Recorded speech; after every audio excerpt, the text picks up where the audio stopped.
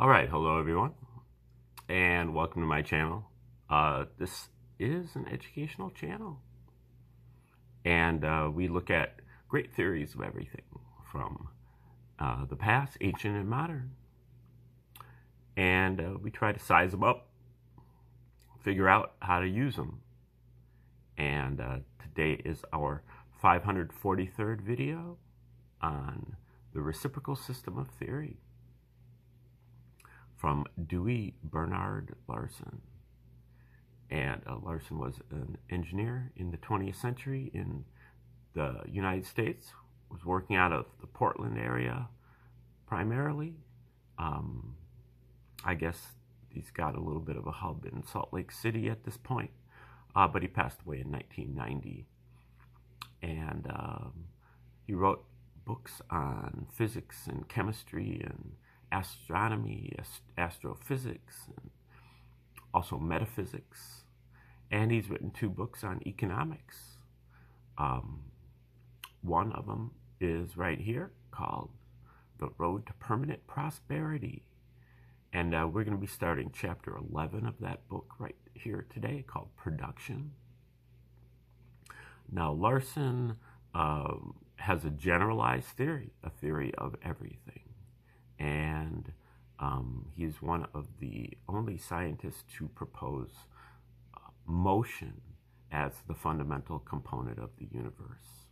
Larson's first postulate states that the universe is composed entirely of one component, motion, not matter, not energy, not force, but motion, existing in 3 dimensions, in discrete units, and with 2 reciprocal aspects, hence the name, the reciprocal system. 2 reciprocal aspects, space and time. So, in Larson's system,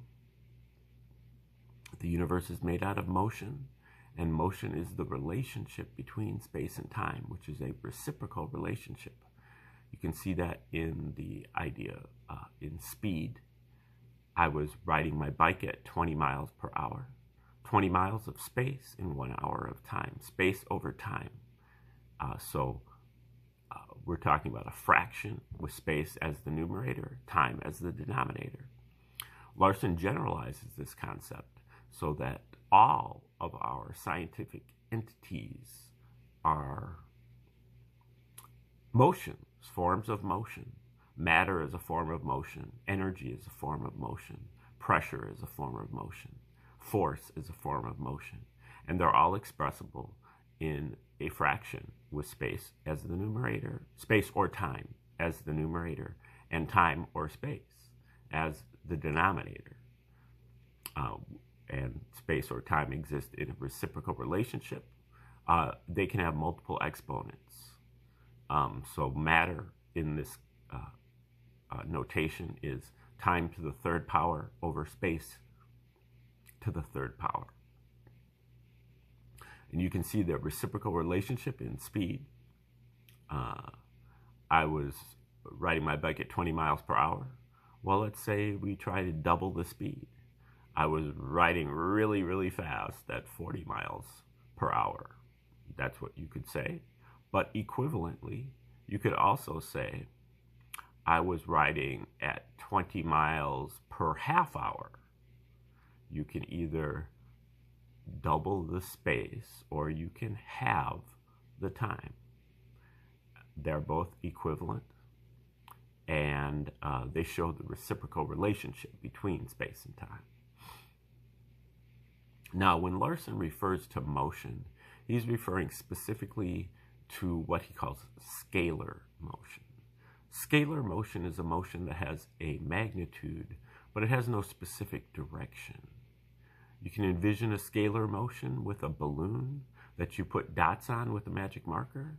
As you blow up the balloon, all of the dots will be moving away from each other, but in no specific direction. And as you contract the balloon, all the dots will be moving toward each other, but in no specific direction. They're really moving in all directions. Every dot is moving toward or away from every other dot. Larson refers to that outward motion as the progression. And that progression is occurring at all times, at all places, eternally. That is the fundamental motion of the universe, from which all other motions are derived. And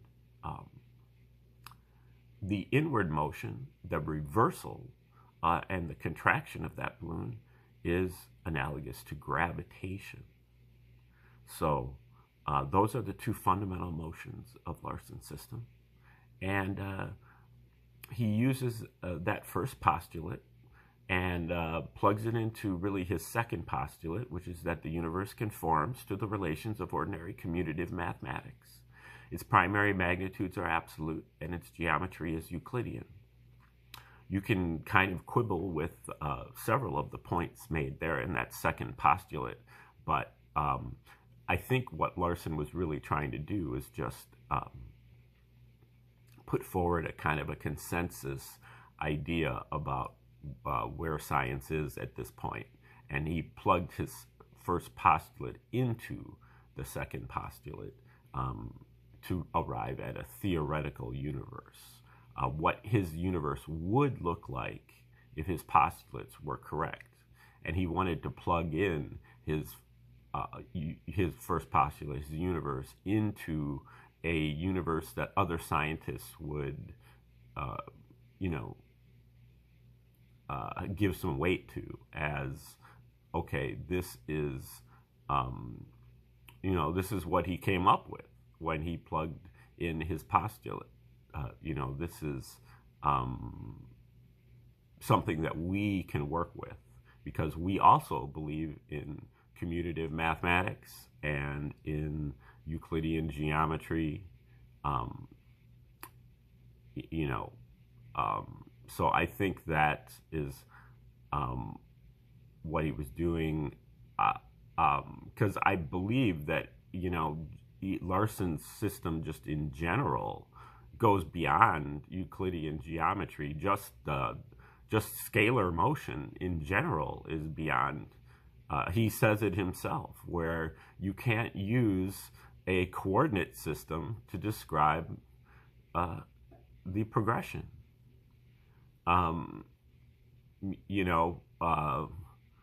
You need three dimensions, three vectorial dimensions, which is what you have in Euclidean geometry, just to describe one dimension of scalar motion. But there are three dimensions of scalar motion. So just from that, you're already, you've already maxed out your Euclidean geometry. So, and Larson definitely knew about these other forms of geometry. So I don't think that he was really doing that with the second postulate. But that is probably for another video. What we're looking at today is Larson's ideas about economics in the Road to Permanent Prosperity. In the first 10 chapters, Larson outlines, kind of his approach. His approach is a scientific approach to economics, what one of his colleagues, Ron Satz, called econophysics. And, he scoffs at the idea of a sociological economics, where you are, as an economist, you have various ideas in your mind about, robber barons or helping the poor or something like that, and that is the basis of your economic, recommendations. And Larson is really saying the economic mechanism is just like building a bridge or building a house. You have to comply with the laws, the physical laws, before you can build an economic system, or otherwise it's going to collapse. And so some of his iron laws are work or starve.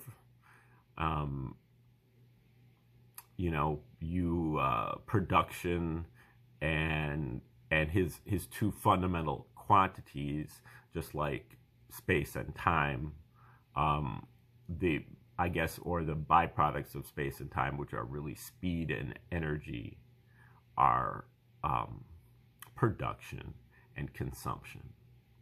And then he, looks at quantities that are conserved, and he arrives at a number of basic principles. I think we're going to have a little bit of a review after another chapter or two and kind of review the basic concepts so that we can move in. At one point, I was deciding to not cover this entire book and to cover the book, but to basically go from my notes as opposed to just reading it right into the record. But I think we're going to read the whole thing because it's going a little faster than I thought. But I think we might take a second when we get about halfway through the book and review and just go over the principles, the basic principles and the economic mechanism so that we kind of have a fairly firm grasp as we move into the second part of the book. So we'll be doing that maybe in a week or so. Okay, so right now we're going to start his chapter here on production. Again, production being, one of the two fundamental quantities, production and consumption. And when you produce goods as purchasing power to the producer, but the goods are as articles of consumption to the consumer. So they serve a dual purpose. What is produced is purchasing power and goods. Okay. The previous analysis of the effect of the reservoir transactions was confined to the effect on the goods markets. We will now follow the money purchasing power stream a little farther and see what effect the ebb and flow of the stream has on the production end of the mechanism. In the first place, it should be noted that the stream of money flowing from the goods market is exactly equal to that which enters. The price paid by the purchaser is the same as that received by the seller. Again, we are looking at two aspects of the same thing. The reservoir transactions, which change the flow of money to the goods market, therefore cause a similar change in the flow from the goods market to the production market.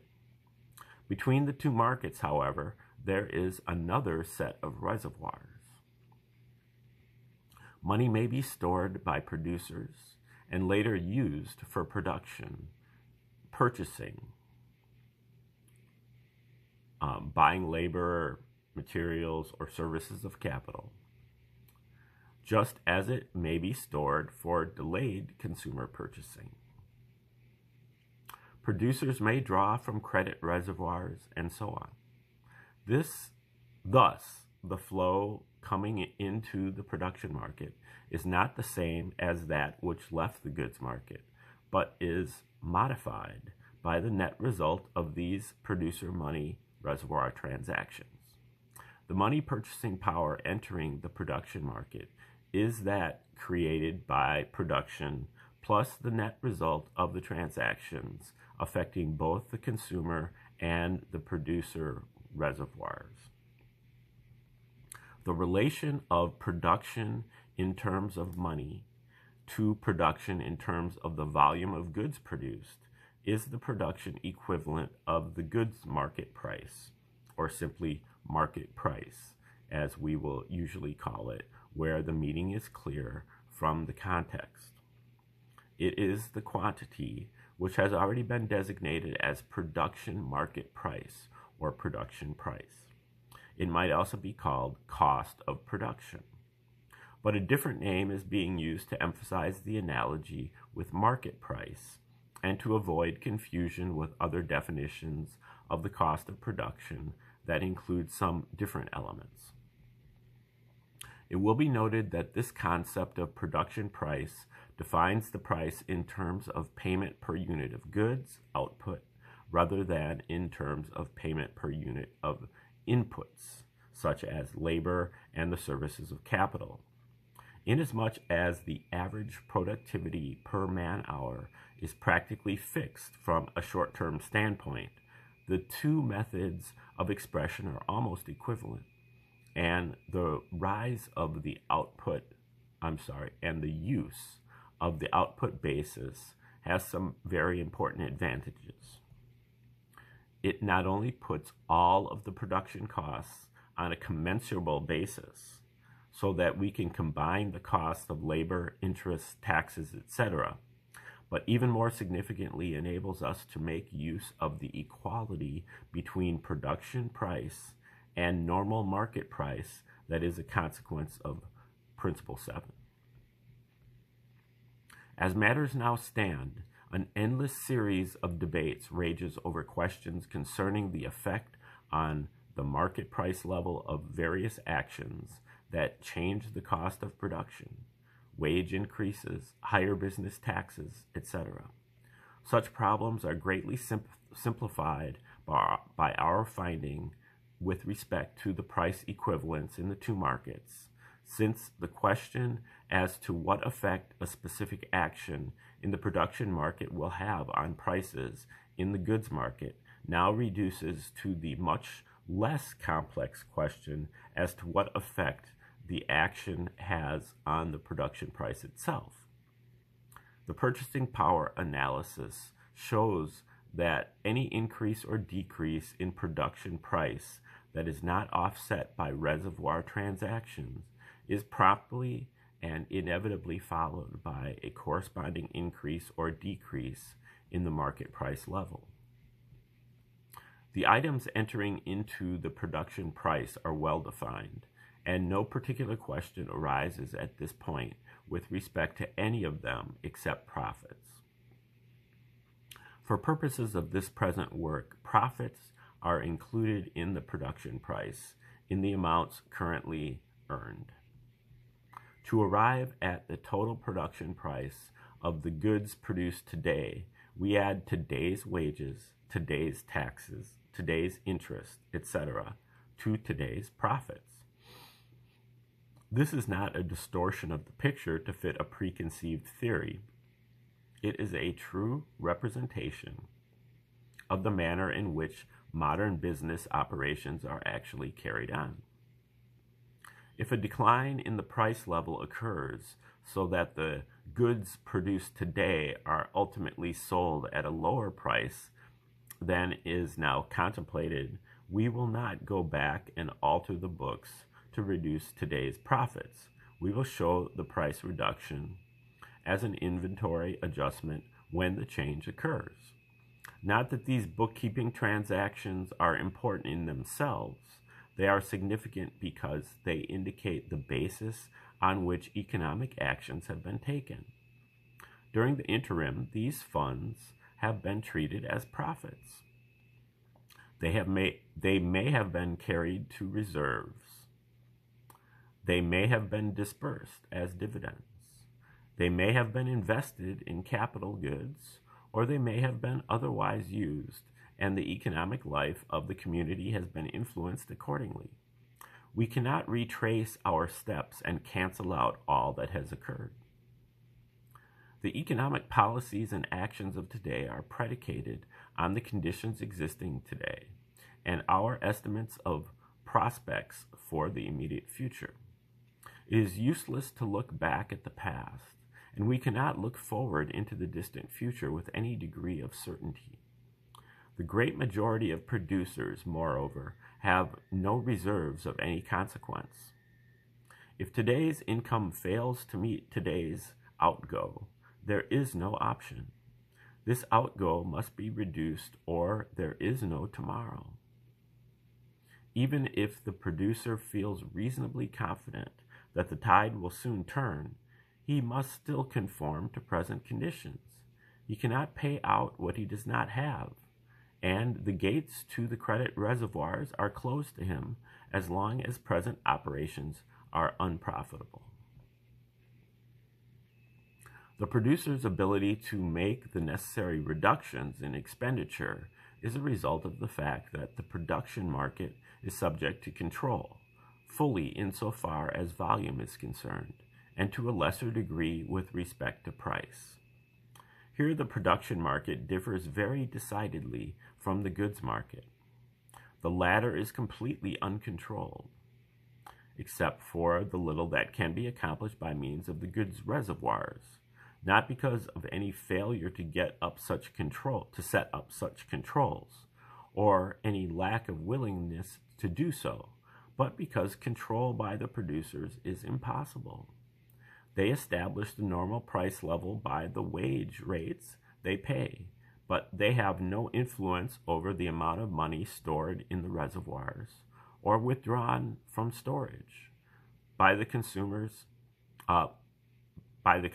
Hence, they cannot control the flow of money purchasing power to the markets, and the volume of goods produced has been determined in advance of the marketing process. Since they cannot control either of these two elements, average market price, the quotient of the two, is also beyond their control. At the production end of the mechanism, the situation is different in two respects. First and most important, the production market transaction precedes the production process, and the producer therefore has almost complete control over the volume of goods produced. He can buy enough labor to operate his plant at full capacity, or he can limit his operations to any fraction of capacity, even to the extent of closing down completely. This control over volume also gives him control over total production expenditures, and it enables him to influence production price to an extent that depends on how many fixed commitments for wages, interests, etc. he is operating under. A second difference is that the reservoirs in the circulating money stream between the goods market and the production market, the producer reservoirs, and the reservoirs of goods, the inventories, are under the control of the producers, and they are deliberately handled in a manner which conforms to production market conditions and helps to maintain control over this market. In its role as a producer, serving other producers and the consumers, government has the same functions in the economic mechanism as a private enterprise.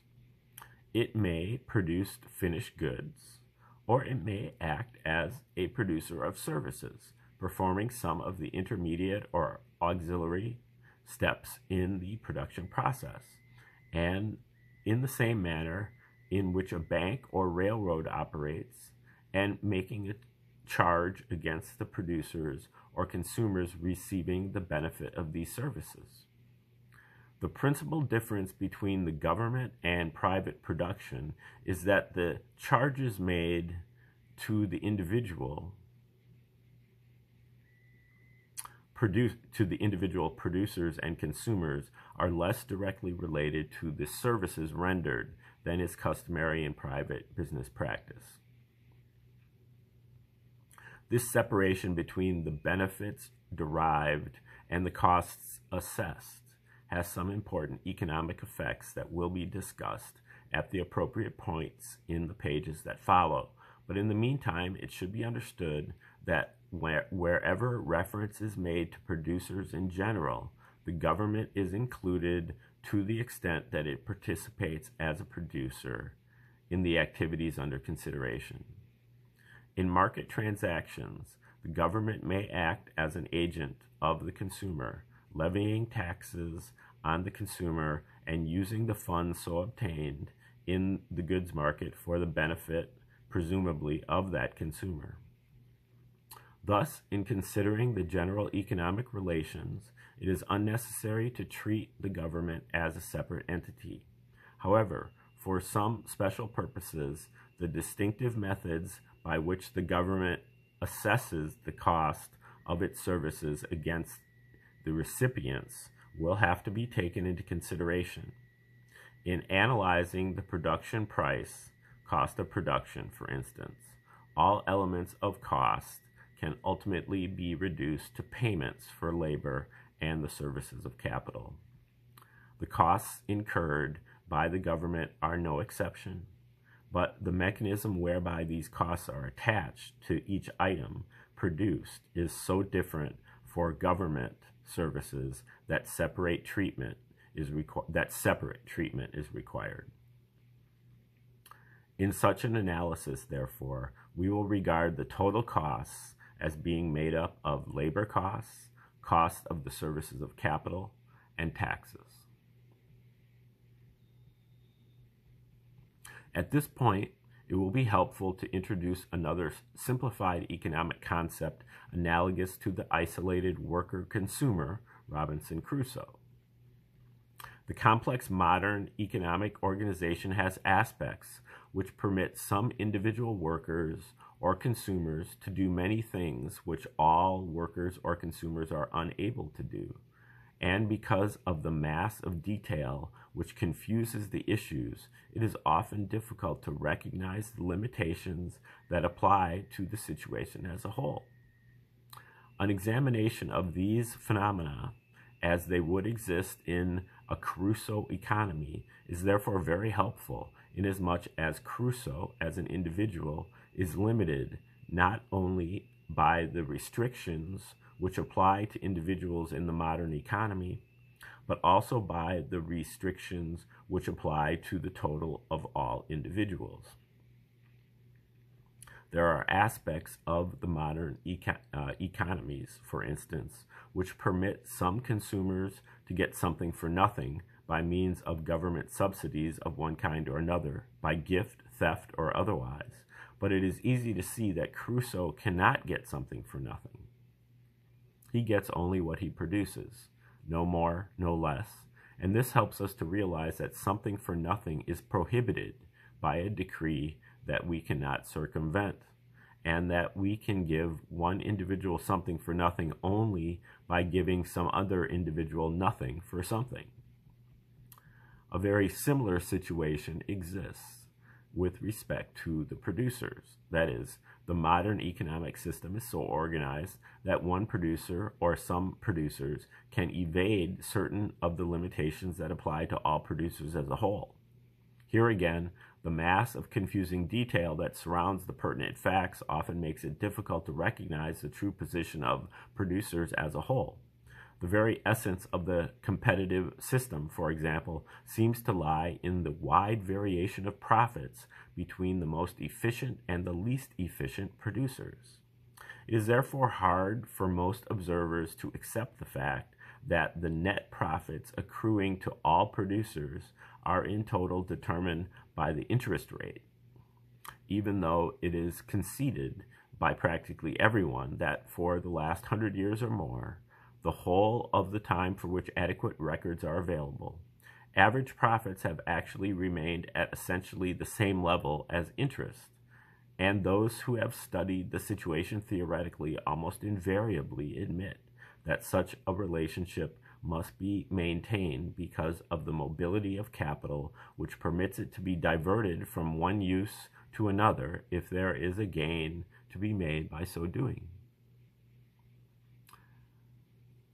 In order to help clarify the relations applicable to producers as a whole, in the same manner that the Crusoe concept illuminates the true economic position of the worker-consumer, we will visualize an isolated producer somewhat similar to the isolated individual typified by Crusoe. For this purpose, we will assume the existence of a self-contained economy in which all production that would ordinarily be handled by many individual producers, including the production services normally performed by the government, is handled by a single producer that is subject to the same requirements and limitations that are placed on producers as a whole in our present-day individual enterprise economy. On this basis, the single producer must obtain all labor and capital services from individual suppliers.